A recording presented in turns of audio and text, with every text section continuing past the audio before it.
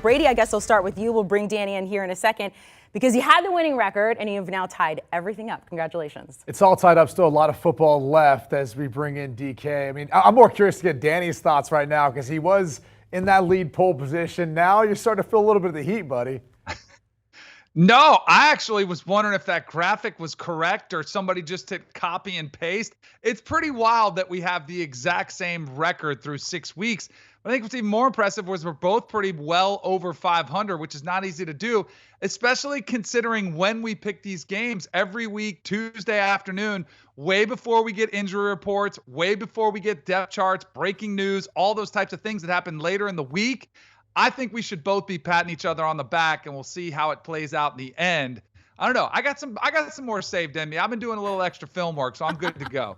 That's why you're at home today. All right, and it's interesting, like one week one of you does really well, and the other week one of you does really well, and here we are dead even. Let's start with the SEC on CBS. We're going to go through some SEC games first. Number 3, Alabama at number 6, Tennessee.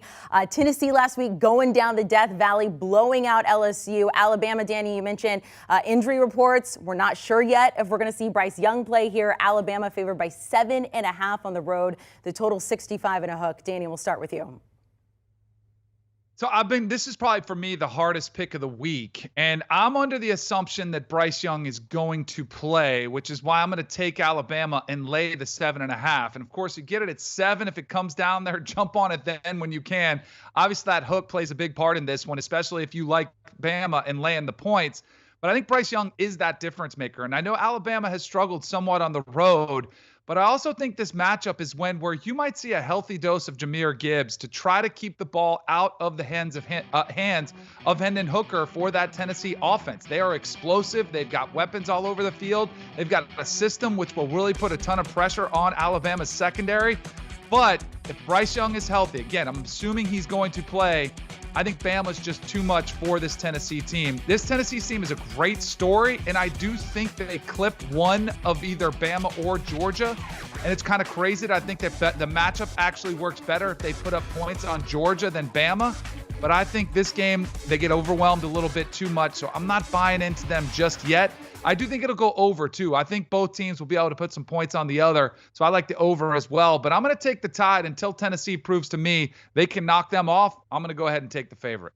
Well, Danny, I'll begin by saying I'm right there with you. I'm going to lay the 7.5 points. I think this line is baked in for Bryce Young to be playing in this matchup because otherwise you wouldn't think that Alabama on the road versus a Tennessee team that can put up points like they can with Hendon Hooker at quarterback would be giving up 7.5 at home. But that's where we're at. Here's some things that concern me about this matchup. If you look at that defense for Alabama, they have been nasty this year and kind of flown under the radar. I think there's a lot of potential for Hendon Hooker to be under a lot of pressure in this game. And on the flip side, if Bryce Young does play, it's a Tennessee defense that's giving up 300 yards per game. I would imagine that Bryce Young would be able to carve them up. And they found more balance over the past really couple weeks now with Jahmyr Gibbs, who you mentioned. Over 350 yards the past 2 weeks running the football, couple of touchdowns. He's all of a sudden become an important factor because they had to, make him and rely on him the past couple of weeks with the injury to Young. So whether it's Jalen Milroe or not, you're going to see a heavy dose of Gibbs in this one.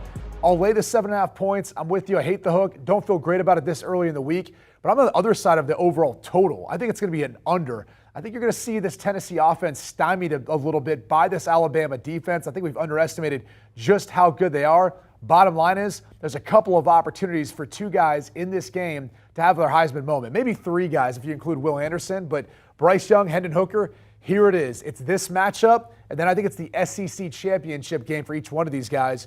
We'll see who emerges on top and who's going to be in the front position there for the Heisman after this game. Do you want a sports network that delivers everything that matters about the game? The highlights, the picks, the instant analysis, no yelling, no fake debates, no politics. Hit the subscribe button and never miss a moment.